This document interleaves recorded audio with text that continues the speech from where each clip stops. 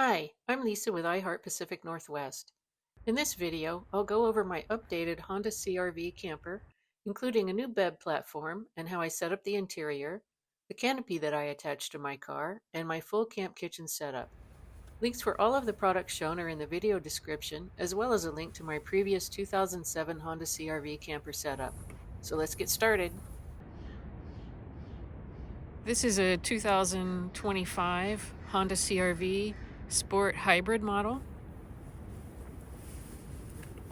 An update from my previous 2007 Honda. And this is what my camper looks like inside. In the hybrid model of the latest Hondas, the floors do not go all the way flat. So I'm using a bed platform. Let's see if I can show. There's the hump in the back, because the electrical battery for the vehicle is where the spare tire used to be. There is no spare tire in this vehicle. I'm using a bed platform from Hele Outdoors, and I'm using the shortest legs that it comes in. You can configure this for just about any vehicle. All of the legs are independently adjustable, and I chose this for its simplicity and for the versatility of being able to set it up in any vehicle. For my bed setup, I'm using a 4-inch foam mattress combined with a Zenbivy bed. Since this is a cold weather trip where the temps got into the low 30s, I've got this doubled up with another down quilt inside the Zenbivy to keep me warm at night. This is what I call my lounger in my car setup. I leave one of the back seats up so that I can get in here and sit at night, and with this tray table in the back, I can sit and watch movies, or I can journal. I actually brought along some knitting for my most recent trip. And anyway, this is where I hang out at night before I go to bed so that I can stay warm and dry. I get into the bed from this seat in the back rather than coming in from the back of the vehicle. I find it's much easier to get in and out. I'm using window covers on every window that I have on the silver reflective side facing inside to help reflect heat, and it's black on the outside for privacy. I have them in the front too. These window covers are from WeatherTech. I really like the way these just press into place really easily, and they come out just as easily. For lighting in my vehicle, I like having a lantern hanging. This one has multiple modes, including a candlelight flicker that's kind of nice at night. And then I have some fairy lights hung up on the inside of my vehicle. It gets dark enough in here that I can't tell when it's morning, so I actually leave the sunroof part open so that I have some sense of when it gets daylight outside. Otherwise, I probably wouldn't know. Since space is at a premium when I'm camping in my car, I keep a lot of my gear in the front seats. Here I have my camera equipment. This is my Camp Essentials bin. I have a separate video for everything that I keep in that. I keep all of my jackets and coats in the front passenger seat, and my backpack and shower kit are in the driver's seat, as well as my camera tripod in the floorboard there.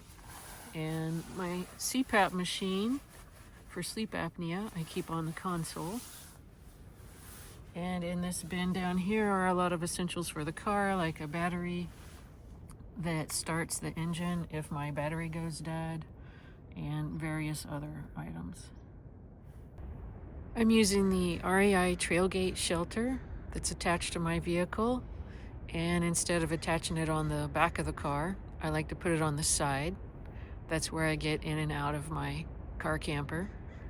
And I like having the covered space right beside my vehicle so that I can cook and stay dry and hang out. This canopy is fairly easy to set up. It has one arch pole and 2 stakes in the back to provide its structure, as well as attaching. It goes over the top of the car, and then it attaches to the wheels on the sides. I added bungee cords on the top to pull the top a little bit more taut across. Since the roof of this canopy is flat, when it rains a lot, it does pool up there, and I find that I have to push it off, but it's pretty easy to do. Most of the camping I do in my car is in the winter, and it's important to have a lot of lighting for having well-lit spaces. Helps me stay up a little bit later and not want to go to bed so early. For lighting, I add string lights across the canopy, and I'm using binder clips to hold them in place. These are just mini binder clips I got from the office supply store. And then I have another light that hangs here from the loop that comes with the shelter. It's often wet and muddy when I'm camping in the winter, so I like using this indoor-outdoor rug that I got from Amazon. In my kitchen setup, I have a collapsible sink and a bucket that make washing dishes pretty easy. Have some microfiber towels hanging up there, and my cooler and camp kitchen bin are under the table. This is the REI camp prep table, and all of the legs are independently adjustable, which is great because I've yet to be at a campsite where the ground is level, so that I can have a level surface for cooking. And the table's really sturdy, and the top is heat-resistant slats. This is the REI Camp Dreamer chair, and it feels a little bit like sitting in a hammock. It just kind of cradles you, and I find it to be very comfortable for use at camp. For water, I take a 4-gallon container that has a spout on the front. Can't always count on campsites having good water, so I like to bring a lot of water for cooking and drinking from home.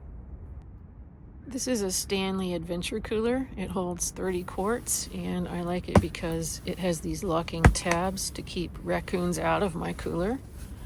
And inside, I keep all the food I need for my camping trip, including any dry goods and even my kitchen trash. I'm using instead of ice, I use these 2 Yeti ice packs, and it keeps everything cold for multiple days, and I keep everything organized in plastic bags so that I can easily find what I need. I also make a lot of use out of these human gear containers that stack together. I like to bring sauces and small ingredients and various things in these.